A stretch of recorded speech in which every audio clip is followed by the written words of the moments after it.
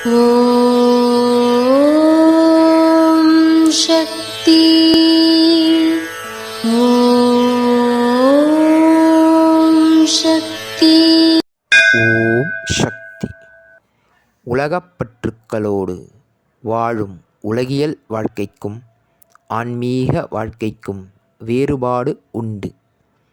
உலகியல் வாழ்க்கையில் கிடைக்கின்ற அடி தாங்க முடியாததாக இருக்கும்.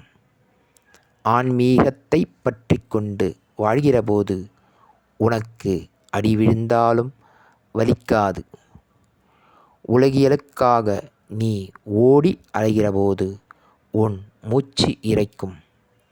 ஆன்மீக வாழ்வில் மூச்சு இரைக்காது.